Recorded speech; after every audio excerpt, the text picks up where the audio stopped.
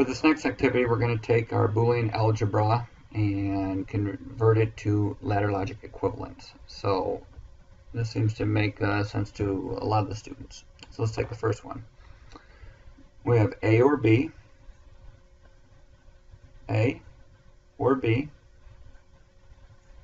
and C turns on Y.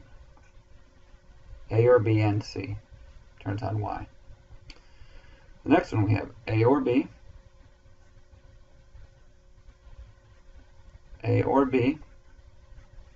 and C or D. C or D turns on Y. Okay. The next one we have A and B,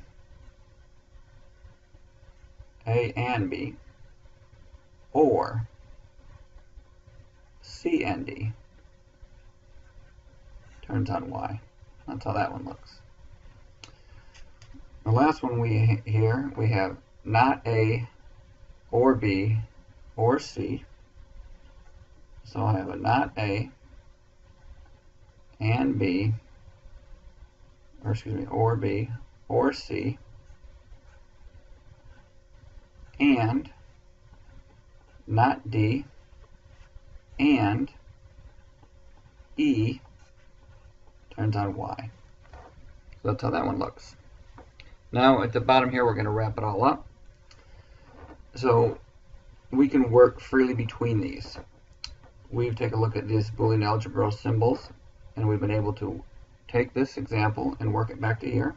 For example, this is an AND, so it's this and this and this, which happens to be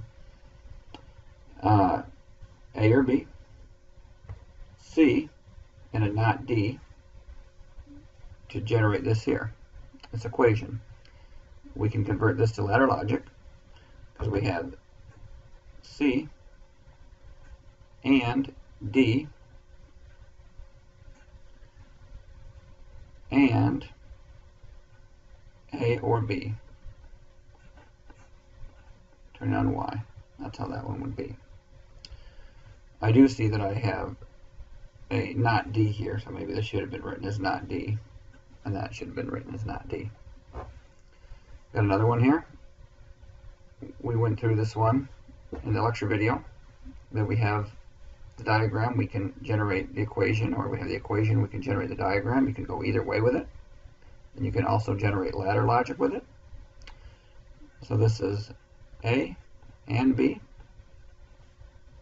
or B and A turns on Y. Once again, looks like I've got an issue here. I've got a not A and a not B. This was an A and a B. This one was an A and a not B. So this gets the A not, and this gets the B not. That looks a little bit cleaner based on bringing these A nots and B nots up. So there you have it.